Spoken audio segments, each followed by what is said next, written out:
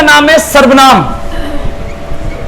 सर्व आपके पेपर में maximum 2 question आ सकता है, इस बात को ध्यान रखेंगे। सबसे पहला क्वेश्चन बनता है, इस बात को ध्यान रखेंगे, सर्वनाम का सबसे पहला क्वेश्चन बनता है, सर्वनाम का मतलब क्या होता है बताओ? सर्वनाम का मतलब बताओ कोई भी। नहीं, मैंने परिभाषा नहीं बोला। अब मैंने ये भी नहीं कहा कि चीटिंग करो। अरे वही तो मैं कह रहा हूं, मैं कहा तू चीटिंग, अरे सबसे अच्छा लड़का, इसीलिए तो कोना में बैठा है। मैं कह रहा हूं कि सर्वनाम का अर्थ क्या होता है। तो सर्वनाम का मतलब होगा सबनाम। क्या होगा भाई? पहले तो ये क्लियर करो, ठीक है जी, जैसे जैसे पूछूंगा, ठीक है ना, जैसे ध्यान रखना। पहला पॉइंट। दूसरी पॉइंट यहां पर सबसे पहले होगा कि सर्वनाम की संख्या कितनी होती है। कितनी होगा भाई? ध्यान रखना, सर्वनाम की संख्या होती है कितनी? 11। इस बात को ध्यान रखेंगे। यह बात तो क्लियर हो गया, सर्वनाम की संख्या कितनी होती है? 11। क्लियर हुआ कि नहीं हुआ? आज जाओ जी। अब बात करते हैं सर्वनाम की परिभाषा। परिभाषा तो कहेंगे 2 तरीका से कह सकते हैं। तरीका नंबर 1 बोलेंगे कि संज्ञा के बदले में जिन शब्दों का प्रयोग होता है उन्हें सर्वनाम कहते हैं। पहला तो यह होगा संज्ञा के बदले में जिन शब्दों का प्रयोग होता है। दूसरा कह सकते हैं कि इसके रिपीटेशन को रोकने के लिए, हिंदी में बोलूं दोहराव, पुनरावृत्ति, दोहराव को रोकने के लिए जिनका प्रयोग हो उन्हें क्या कहते हैं? सर्वनाम। जैसे मैं कहूं, जैसे हम लोग इंग्लिश में बोलते हैं Mahatma Gandhi was a great Indian leader, his full name was Mohandas Karamchand Gandhi, we call him the father of our nation, he was, ऐसे बोलते हैं। तो महात्मा गांधी बार बार ना बोलने के लिए ही हिज लगा रहे, वो क्या होता है? सर्वनाम। उसी तरीका से यहां बोलेंगे कि राम एक लड़का है, राम ईमानदार है, तो यहां पर बोलेंगे राम एक लड़का, वह ईमानदार है। तो राम एक लड़का है, राम एक लड़का है, ठीक है भाई। इसके बाद होगा वह अच्छा है। क्या है? वह अच्छा है। इसका मतलब लड़के सारे अच्छे होते हैं, वह अच्छा है। नहीं, लड़कियां भी अच्छी होती है, मैंने ऐसा कुछ नहीं बोला। तो राम को बोलेंगे संज्ञा और वह को बोलेंगे सर्वनाम। अब कहेंगे सबनाम क्यों बोला? क्योंकि सर्व मतलब सभी नाम, यानी सभी नाम के बदले में यूज होगा ना, केवल राम के बदले में थोड़े होगा। एक तो ये क्लियर करो। और कहते हैं संज्ञा और सर्वनाम की विशेषता बताने वाले शब्द को कहते हैं विशेषण। तो इसे क्या बोलेंगे? विशेषण। संज्ञा और सर्वनाम की विशेषता बताने वाले शब्द को कहते हैं विशेषण। यहां तक क्लियर हुआ कि नहीं हुआ? तो किसी भी नाम को, दुनिया के कोई भी नाम को क्या कहेंगे? संज्ञा के बदले में जिन शब्दों का प्रयोग होता है उन्हें क्या कहते हैं? सर्वनाम। और संज्ञा और सर्वनाम की विशेषता बताने वाले शब्द को, टॉपिक क्या चल रहा है?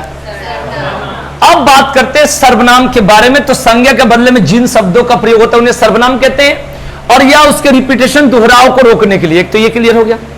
अब क्वेश्चन आता है कि सर्वनाम की संख्या कितनी होती है? 11। अब होते हैं इसके प्रकार, यानी भेद। कितने टाइप के होते हैं? तो पहला होगा पुरुषवाचक सर्वनाम। पुरुषवाचक सर्वनाम, पुरुषवाचक सर्वनाम,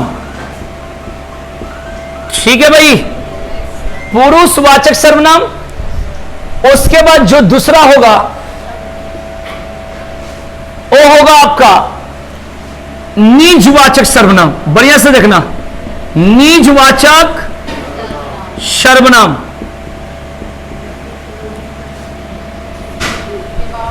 और तीसरा होगा निश्चयवाचक सर्वनाम। निश्चयवाचक सर्वनाम, बढ़िया समझना। फिर हम लोग इसकी प्रैक्टिस कराएंगे साथ के साथ, समझोगे ना। उसके बाद चौथा होगा अनिश्चयवाचक सर्वनाम। अनिश्चयवाचक सर्वनाम, समझ जाना, अनिश्चयवाचक सर्वनाम। उसके बाद होगा निजवाचक सर्वनाम, उसके बाद है आपका होगा संबंधवाचक सर्वनाम, संबंधवाचक सर्वनाम, और उसके बाद होगा प्रश्नवाचक सर्वनाम। ये तो पेपर में नहीं आता, इजी इजी होता है क्या वाला प्रश्नवाचक, इसका तो कोई मतलब ही नहीं है। प्रश्नवाचक सर्वनाम, ये क्लियर हो गया? ठीक है, हो गया क्लियर? अब आइए इसके बाद इसके अंदर हम लोग पढ़ेंगे तो क्या पढ़ेंगे, देखो सबसे पहले पढ़ेंगे पुरुषवाचक सर्वनाम के बारे में। सर अभी याद कराएंगे और अभी प्रैक्टिस भी कराएंगे, ठीक है ना? बिल्कुल 6 ही होंगे। ये संख्या, अब संख्या और भेद में अंतर होता है। अब कहेंगे कैसे? मैं, तू, वह, आप, जो, सो, कोई, कुछ, कौन, क्या, तो इसको बोलेंगे संख्या। ठीक है भाई? यहां पर 2 प्रकार के लोग बैठे हैं, कह सकते हैं, यहां पर लड़का और लड़की, लेकिन संख्या कितनी है देख लो खुद, ठीक है ना? तो कहने का मेरा सेंस यह है कि यहां पर यह हो गया संख्या। सर्वनाम की कितनी संख्या होती है? 11। कितने प्रकार के होते हैं? कितने भेद होते हैं? बात क्लियर हो गया? अब सबसे पहले बात करेंगे पुरुषवाचक सर्वनाम के बारे में, आराम से सुनना। एक होता है प्रथम पुरुष, दूसरा होता है मध्यम पुरुष, और तीसरा होता है अन्य पुरुष। कुछ 1.5 रुपया वाला पढ़ा देते हैं तीसरा को, यहां पर उत्तम कह देते, तीसरे को उत्तम नहीं होगा, पहला प्रथम पुरुष का ही दूसरा नाम है उत्तम। इस बात को समझना, ठीक है ना? तो यह हो गया आपका कौन सा? प्रथम पुरुष। आराम से समझना, ठीक है ना? बढ़िया से एकदम आग लगाना है, उखाड़ देना है तो मेरे से सीखो। प्रथम पुरुष या इसका नाम है उत्तम पुरुष, बढ़िया से समझो भाई। और दूसरा हम लोग क्या बात कर रहे थे? मध्यम पुरुष। जहां दिक्कत होगी पूछना, मध्यम पुरुष। समझा रहा है? बोलो मोटू, ठीक है। तीसरा हो गया कौन सा? अन्य पुरुष। बढ़िया से समझना। अब बात करेंगे प्रथम पुरुष के बारे में। देखो अभी पढ़ेंगे तुरंत के तुरंत, 2 क्वेश्चन क्लियर और प्रैक्टिस भी कर लेंगे, मजा आ जाएगी, बस बात खत्म, मजा आ जानी चाहिए। देखो आप कहेंगे प्रथम पुरुष या उत्तम पुरुष किसको? प्रथम पुरुष या उत्तम पुरुष का मतलब यह होगा कि इसमें बोलने वाला को होता है। कौन सा होता है? बोलने वाला। बोलने वाला, इसको वक्ता कहते हैं। क्या कहते हैं भाई? वक्ता, स्पीकर। ठीक है भाई, इस बात को ध्यान रखेंगे। और मध्यम पुरुष का मतलब होता है सुनने वाला। ठीक है भाई, तो इसको बोलते हैं श्रोता। सुनने वाला, जैसे आप लोग सुन रहे होते होगे श्रोता, अब बोलने वाला समझ जाओ, ठीक है ना? समझ गए? ठीक है। और अन्य मतलब जिसके बारे में कहा जाए, आराम से पढ़ा रहा हूं, समझ लो, जिसके बारे में कहा जाए, इस बात को ध्यान रखना, कहा जाए। अब ये क्लियर हो गया? तो यहां पर प्रथम पुरुष, मध्यम पुरुष, अन्य पुरुष, ये किसके भेद है? पुरुषवाचक सर्वनाम। अब प्रैक्टिस सेट में आगे जो मिलेगा जब कराऊंगा तो कहेगा सर्वनाम के कितने भेद होते हैं? 6। अब कहेगा सर्वनाम का कह रहा है 6, ठीक है ना? कोई बात नहीं, ठीक है। तो सर्वनाम के कितने भेद होते हैं? 6। सर्वनाम की संख्या कितनी होती है? सर्वनाम का अर्थ क्या होता है? सर्वनाम। अच्छा जी, पुरुषवाचक सर्वनाम के कितने भेद होते हैं? ठीक है भाई। और बोलने वाला यानी वक्ता किस में होगा? प्रथम पुरुष में। सुनने वाला श्रोता किस में होगा? और अन्य पुरुष में कौन होगा? प्रथम पुरुष का दूसरा नाम कौन सा है? उत्तम पुरुष। और प्रथम पुरुष से में अन्य पुरुष तीसरे वाले को कहा जाता है। ये बात क्लियर हो गया? अब कहेंगे कि पुरुषवाचक सर्वनाम की परिभाषा बताओ। ठीक है भाई, तो नाम तो है पुरुष, लेकिन इसमें महिला की भी बात है। कहा जाता है जिसमें पुरुष या स्त्री दोनों के लिए कहा जाए तो क्या होगा? पुरुषवाचक सर्वनाम होगा। क्लियर हो गया? पुरुष या स्त्री दोनों की बात का बोधो, तीसरे कहेंगे पुरुषवाचक सर्वनाम। अब बात आता है निजवाचक सर्वनाम। निज का मतलब होता है खुद, स्वयं, अपना, अपने आप। यानी निजवाचक सर्वनाम की बात करें तो कहेंगे खुद या स्वयं के बारे में कहा जाए, खुद या स्वयं के बारे में कहा जाए। जैसे मैं कहूं कि मैं अपने आप इस काम को कर लूंगा, तो यहां पर अपने आप क्या होगा? बोलो भाई, अपने आप क्या होगा? निजवाचक। मैं कहूं मतलब निजवाचक सर्वनाम का रूप आप बोलोगे, क्या बोलोगे? आप, यानी अपने आप का बोध जो होता है उससे बोलेंगे निजवाचक सर्वनाम। यह बात तो क्लियर हो गया भाई? चलिए जी, मैं बोलूं कि निश्चयवाचक सर्वनाम के बारे में।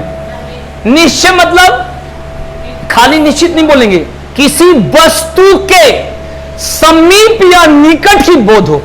आप कहोगे समीप या निकट का मतलब बताओ, तो यहां पर सबसे पहले निश्चित की बात होती है। जैसे मैं कहूं कि जैसे आप बोलते हो यह मेरा मकान है, तो वहां पर मकान संबंध दिखाता है, लेकिन यह को कह रहा है कि यह मतलब पास में है। तो निश्चय का मतलब होता है जहां पर निश्चित की बात होती है, किसी वस्तु के निकट या समीप की बात होगी तो उससे बोलेंगे निश्चित। खाली निश्चित नहीं बोलेंगे भाई, समझिए इस बात को। मैं अभी प्रैक्टिस कराऊंगा तभी तो पता चल जाएगी कि सच्चाई क्या है। इसमें कोई भी हो, किसी वस्तु के निकट या समीप। और अनिश्चय क्या मतलब क्या होगा? जहां पर किसी चीज का पता ना हो, फिक्स ना हो, उसे बोलेंगे। आपको कैसे? पानी में कुछ गिर गया, तो इसमें अनिश्चयवाचक बता दो क्या होगा? कोई आ रहा है, कुछ लोग आएंगे, हम लोग कुछ लोगों के साथ खाना खाएंगे। ठीक है भाई, ये बात ध्यान रखेंगे। तो यहां पर होगा अनिश्चयवाचक का मतलब होता है कि जहां पर पता ना हो। ठीक है ना भाई? इस बात को समझ में आ गया? समझ में आया कि नहीं आया? बोलो भाई, पीछे समझ में आ रहा हो? बोलो, आ रहा? ठीक है। किसका? निश्चयवाचक का एग्जाम्पल होगा कि यह मेरा मकान है, यहां पर यह शब्द जो होगा निश्चय।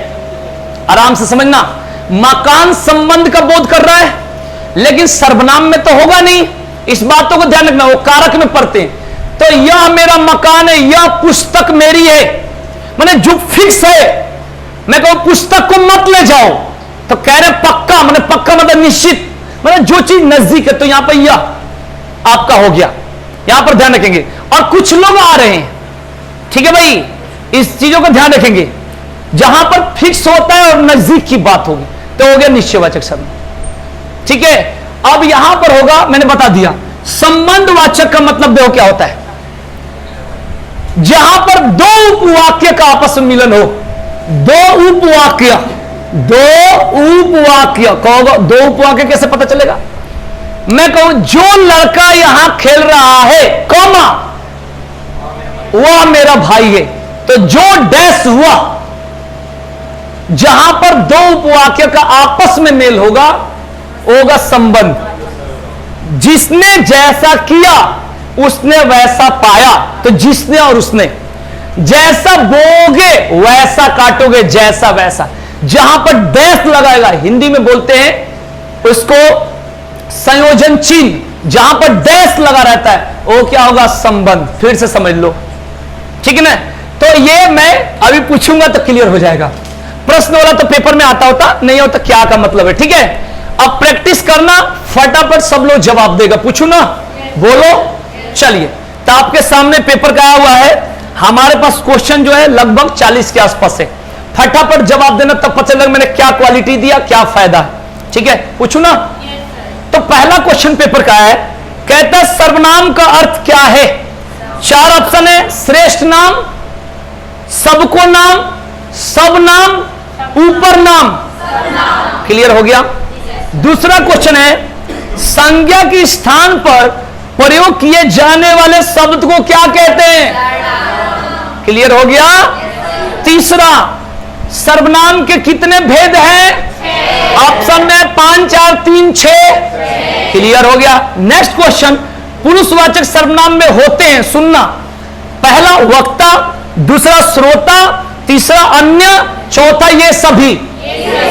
ठीक है, इससे बाहर नहीं आया क्वेश्चन। नेक्स्ट, पुरुषवाचक सर्वनाम के कितने भेद होते? 3, 4, 2, 6, 3।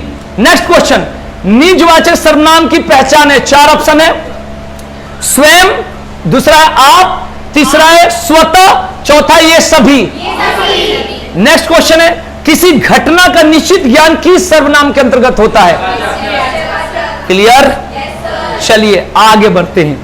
आप कह रहे हैं 2 उपवाक्य के बीच संबंध स्थापित करने वाले सर्वनाम का, यह दिव्यता का मकान है और अंडरलाइन है, यह पर कौन सा सर्वनाम है? ठीक है। पानी में कुछ गिर गया और कुछ पर अंडरलाइन है। ठीक है। दादाजी किसे बुला रहे हैं और क्वेश्चन मार्क है, प्रश्नवाचक को तो पता चल गई। जैसा कहा था वैसा ही करना। ठीक है, ये क्लियर हो गया। आगे नेक्स्ट, यह भोजन मैं स्वयं कर लूंगा और स्वयं पर अंडरलाइन है। उसके बाद कह रहा है आप चले जाएं, आप चले जाए, ध्यान से सुनना, आप चले जाए और आप पर अंडरलाइन और 4 ऑप्शन सुनना। पहला ऑप्शन है प्रश्नवाचक सर्वनाम, दूसरा ऑप्शन है मध्यम पुरुषवाचक सर्वनाम, तीसरा ऑप्शन है निश्चयवाचक सर्वनाम, चौथा ऑप्शन है आपका संबंधवाचक सर्वनाम।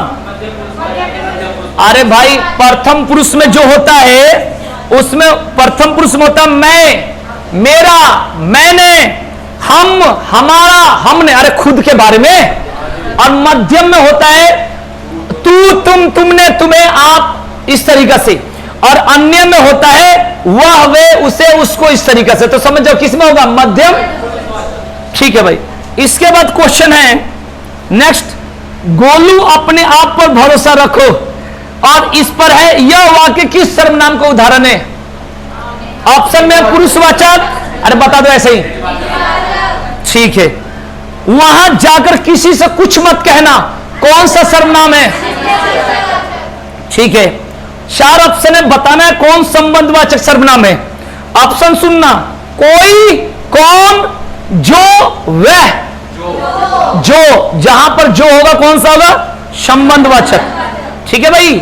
मुझे किस प्रकार का सर्वनाम है? ऑप्शन ए में उत्तम पुरुष, ऑप्शन बी में मध्यम पुरुष, ऑप्शन सी में अन्य पुरुष, ऑप्शन डी में इनमें से कोई नहीं। प्रथम पुरुष। अरे यहां पर उत्तम पुरुष था ना, बताओ। क्लियर हो गया? अब बताओ, मुझे तो नहीं लग रहा कि डाउट होगी। है किसी को डाउट? नहीं है ना? पक्का बताओ भाई। क्लियर? बंद कर दो।